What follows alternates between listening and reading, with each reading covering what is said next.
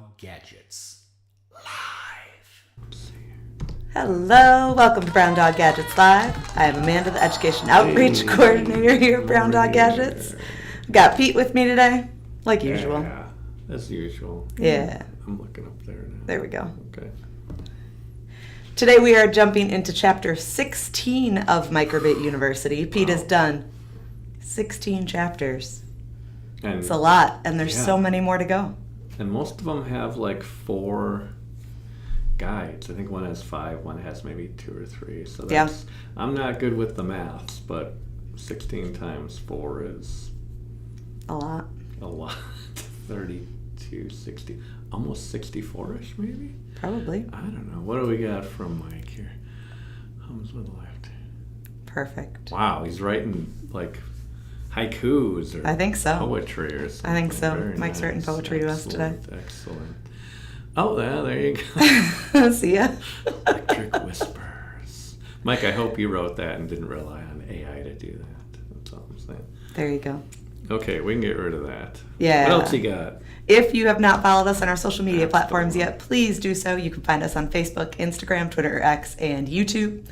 The guide that you see today, as well as all of our projects and products, can be found at browndoggadgets.com. If you have any questions while we're streaming, feel free to chat with us, or you can email us afterwards at help@browndoggadgets.com. Okay. All right, let's jump into this. Okay, let's get that overhead. Yeah. What do we got? So here? today we have connected our Piezo speaker. I say we. It was all Pete. And a potentiometer. So we did a bunch of chapters on using the potentiometer with an LED, but now that we've used the Piezo speaker, we can use them together. Okay. One thing you will notice when we were looking at the potentiometer chapters is that there are 3 connections for the potentiometer. So we have one that's going to ground. We have the middle hole here is going to pin 0. And then can you refresh our memory, Pete? We've got another one going over to our 3.3 volt. Yes. Yeah, I have another picture that might work for this too. So yeah, that's you the can gutter. see, where am I? Oh, I don't know. over here. There I am. Camera's all weird. No, that's not good. It's fine. It's fine. Like, yeah, so we run the 3 volt into the potentiometer and then it runs out to ground. So basically, like, it's got power flowing through the potentiometer, and then that middle connection or piece of tape goes to an analog pin. So as you turn that dial, it's changing the resistance, the amount of current flowing through the potentiometer. So that's what's being measured by that pin 0, that analog input. It's a certain amount of voltage, based on the varying resistance of the circuit. Yeah, awesome. Yeah. And then we've got the Piezo speaker connected to pin 8. So the positive side of that is connected to pin 8. Yeah. The ground side, the negative side, is connected to ground, but we didn't want to run it across pin 0, that pathway, because can't do that would mess things up. Short. So what we did is we brought it over a little bit and then went down into the gutter and ran that tape in the gutter. So that's actually the picture that Pete had up before was a really good image of that, because there's a gap in between those 2 pathways. So they aren't coming in contact with each other, but you can still run to ground, which is a really cool way to use the space wisely. We call it a 2-layer circuit board. Yeah. Which you've also done when you run tape on the back, but yeah. Perfect. Awesome. So we've got our Piezo speaker and our potentiometer hooked up. Mm-hmm. The first guide A, is what? Potentiometer piezo tone. You got it. That's what we called this one. Oh.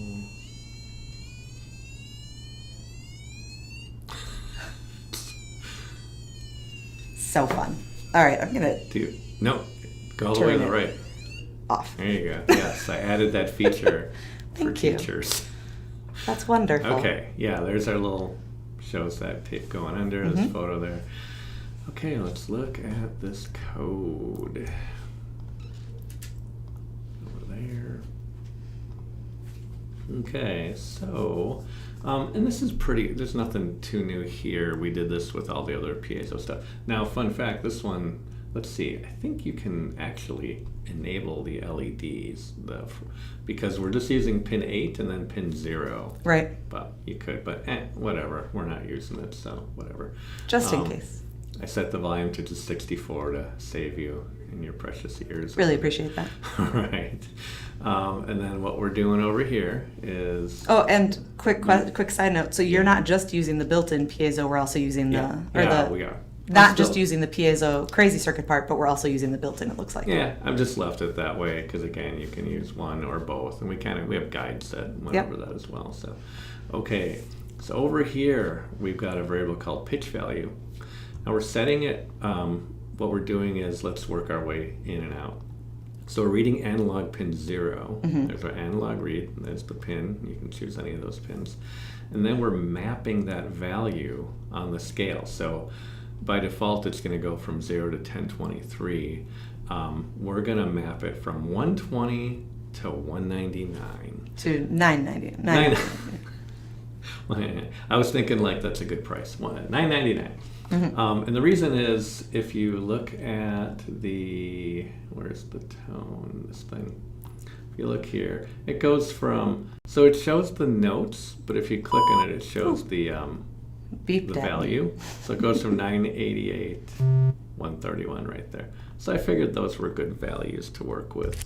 That makes sense. So, right. So, and we go a little below, because sometimes like, if you have a potentiometer, it'll go from 0 to 1023. Sometimes you turn all the way and it doesn't quite get to like 1023. It might get to like 1021 or something weird. So by doing this, we make sure our values will be a little below 130 and a little more than 989. And then over here, we actually look for if it's between those values. And if it is, then we're going to do a thing. And if not, we're going to stop all sounds. And that's also how we have that little space at the end. You can turn it a little further and it'll stop making noises because that's when it goes over that value right there. So it's saying like, hey, I'm outside the range of the values, so I'm going to do the else, stop all sounds. So should that in theory work if you're all the way to the left as well? Try it. I mean, I thought I was going there and you told me not to. Oh, well, it should. Yeah, it does. Yeah, of course Okay. it does. Yeah, I forgot. Yeah, yeah. I should have trusted you. I didn't know for sure. I was just turning. I thought I did, but yeah, I've been doing a lot. I can't remember everything I do. So, and again, that map function is super useful for sort of, yes, you can find your favorite tone, your favorite pitch, and put it right to that. You know? Perfect. Now, one thing we'll get into later is while we're looking for this value 130, 989, and if we look again at this thing, you'll see anything I get in here, those are all what you might call whole numbers or integers. And we'll talk about that with one of the other guides, but just remember that part. Okay, I will remember. Okay. Perfect. Right. So that is guide A, tone. Yeah. Guide B goes into volume. Does. Really get you irritated in the classroom. Or less irritated maybe. Yeah. So look at that. You can turn it down. So I did crank it up. Look at that, all the way to 128 here. I see that. Yeah. Otherwise, yeah. So we've got a parameter called volume. Can you hear me? We set that to 128. And then over here, so this should look pretty similar to this first part. Again, we're doing an analog read. This time we're looking for putting on a scale of -10 to 265. So sure, you can put in negative numbers here too. If you can type in a number, you should be able to type in a negative number. Now over here, we're going to set the volume. Now, we got a new thing we've got here, constrain. So instead of that whole, if it's less than this, if it's more than this, you can also say like, hey, look, all we want is a value that's between this and this. Okay. Because in your volume control, if you type this in, you can only go from 0 to whatever it is. Right. But, so you don't want to give it a number outside of that. I mean, it'll probably just constrain it itself, you would hope. But again, if you want to be tidy with your data and make sure, it's between two values, use this little constraint thing. And you just put your variable in there, type in your high and low. These could also be variables that you set in your setup or something, but I just typed them in right there. Yeah. And then we're just going to set the volume, and it's just going to keep looping around playing this giggle sound as well, so you can kind of get just the right volume for I wonder if I'd call this giggle. I don't know, it's the giggle. There's a bunch of different ones. But that one sounds to me the most fun out of all these, I think. Yeah. That's the fun one for me. Awesome. So, again, pretty simple code. Hopefully that makes sense. Now, why negative numbers in this? Ooh. Why negative 10? Why not 0? Right. So remember I was saying, like, if you turn it all the way right, you should get 1023, but it might get 1022 or 1021. Right. So the same thing going left all the way down. You should get 0. Sometimes, like, I've seen a thing where the data is streaming in and it jumps between, like, 0 and 1. It's not quite 0. Okay. So this will ensure that, like, as long as we get close to 0, It'll be 0. It'll be 0, yeah, because it'll do a little below, and here we constrain it. Again, these are kind of weird esoteric things based on, like, my experience building crazy devices over the years, where you've had to do these strange workarounds. I know when I was teaching, like, Arduino stuff, students would always have this idea of how it should work. And they'd create the code, and they'd wire things up, and it wouldn't always work the way it does, like, on the screen. Right. I mean, to be fair, that happens at my desk often when I'm trying to do coding on my own. Right. And I try to explain to them that, like, there's theory, and there's, like, the code, but then there's the real world. And there's things like, things affect electronics, things like temperature, humidity, noise in the room, electromagnetic stuff. So the weirdest things can happen. I built these touch sensors once where it's like this piece of wood with metal inside of it, and you'd come up and touch it, and it worked great.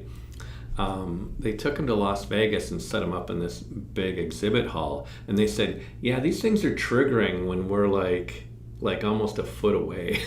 So wow. We had to find ways to sort of dampen the signal. Okay. That stuff happens. Oh, yeah, as Mike points out, solar flares are a huge reason.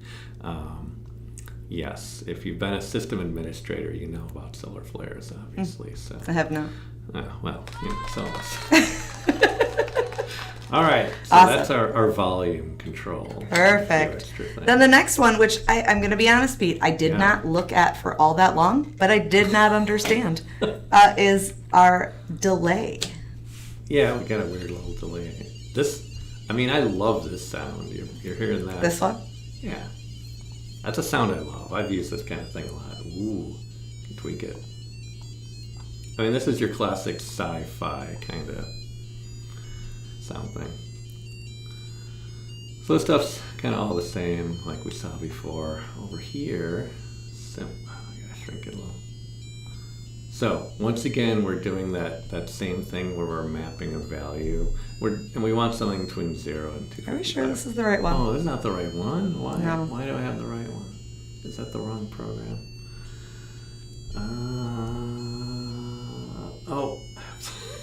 The wrong one. But, I didn't check that. But what about the picture? Can we look at the picture? Yes, we can do that. Sorry. I had the wrong one. Well, I clearly did not check those for you. That's okay. I'll fix that in a little bit. We're going to silence this bad boy. So over here, the first thing we're doing is, we are picking a random number, and we're doing 131 to 9888, just because those are the values we saw when we could choose a tone earlier, so I figured keep it within that range. I think you can go outside that range just fine, but I figure keep it to that. So we've got here our delay value, and again, we're doing an analog read on that pin from our potentiometer, and we're mapping it from 0 to 512. You could easily replace this for this specific case. You could just take your input and guess what? Like divide by 2. that would work. And I did that just because I wanted about a half-second delay. So then what we do is we play that pitch value that we created up here. So again, it's going to be some random number between these two. It's going to play that sound, and then it's going to pause. So it's going to play that sound while it's pausing. Comes back around, gets a new one, maps it, and then plays that new one. So it's constantly generating a new number and then playing the tone of that number. And the pause determines how long it plays it for. Does that make sense? So if you turn it all the way to the right, so it's going to play a tone for like 512 milliseconds, right? So about half a second. And then it's going to generate a new one and do it again. So it's just a tone generator. If you crank it all the way to the left, you know, it's so it's going like probably, you know, a millisecond or less or whatever, 0 minutes. So it's just playing it super fast. So, but you get it just right. You're getting a pretty good sound out of it. Okay. I think. Now it makes more sense. I get it now. I like it. Imagine a sci-fi thing. I think it works pretty well. All right, and then the fourth one D. is. Hope we got the right one. Chooser. Yeah, let's hope we have the code for this. We'll see. There we got it right there. See, and this is kind of what I thought it was doing, but then I saw this one, and I was like, but that's what I thought it was doing for C. So that makes more sense. Okay, so over here, once again, we've got that start is all the same pretty much.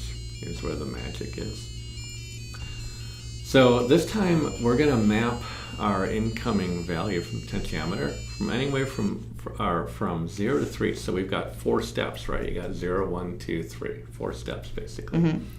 And then we're going to check what that value is. So it's either going to be 0, 1, 2, or 3, but it's not really going to be that. It's actually going to be... that's why you have it rounded. That's why I have it rounded. I was like, what's round? Yeah, so it'll round that number because it's really going to map this value to a floating point number. So we're really going to get anything from like 0.1, 0.2, 0. All the way up to, 2.9, whatever, 2.8, 2.9. So you're getting all these points in there. And if you're checking for if it's 0, 1, or 2, it never will be. Because it's going to be 1 point something or 2 point something. So when we round it, we're saying, hey, take that floating point number, turn it into an integer, a whole number, and then we can compare it. Got it. And we could do some weird stuff here with like greater thans or less thans. And well, you want to start with greater than. And say if it's greater than this, do this. If it's greater than this, do that. And kind of step down. I think we did that in another guide. Then you wouldn't have to round it. But rounding is a useful thing, etc. So again, if it's 0 all the way to the left, it's not going to do anything. As you turn, it's going to have basically those 3 other steps. And the melody thing is kind of neat. So it lets you kind of draw the notes you want on this little scale, and then it plays them across like that. You can change the rate of that, so slow it down a little. And there's also like this gallery where you can pick a bunch of them. So if you just don't want to make one, that's fine. So the melody thing is kind of neat. You can change the BPM. You can have it play until it's done. You can loop in the background, all that jazz, just like with the other sounds. But that was my chooser, because you can use that dial as sort of a, there's a lot of like rotary switches, like click, click, click, click. Potentiometer isn't that, but you can kind of make it work like that. If you see it has that little arrow on it. You can make a little paper guide that shows where to point the arrow, kind of thing. So that's awesome. Yeah. I love it.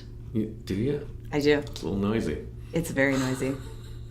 Yes. We're going to get less noisy next week, I think. What are we doing next week? No, no. Not next week. 2 weeks. 2 weeks. So We're next not doing one week, next week. no MicroBit University next week. That's right. Next week, See what we got. am I doing the angelfish on Tuesday?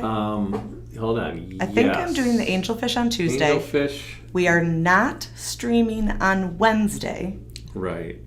And then Thursday is going to be the TARDIS. So we are not doing a MicroBit University next week. So Correct. Tuesday and Thursday next week, no Wednesday. And then some cardboard the week after that. And some cardboard. Yeah, I have to actually, build that for the first time. Yeah, it's easy. Okay, good. Easy one. It's an easy Good. one. I'm glad to hear it. Easy one. You Awesome. got it. If you have not followed us on our social media platforms, please do so. You can find us on Facebook, Instagram, Twitter, X, and YouTube. Also, the project that you saw today, as well as all of our other guides, projects, templates, all that good stuff, is at browndoggadgets.com. And you can always email us at help@browndoggadgets.com if you have any questions. True. We hope you'll join us next week when we do the angelfish and the TARDIS. Yeah. Have a great weekend. All right. Thanks. Thanks for watching. Please visit browndoggadgets.com for parts, projects, and curriculum. Follow us on social media at browndoggadgets. We'll see you next time.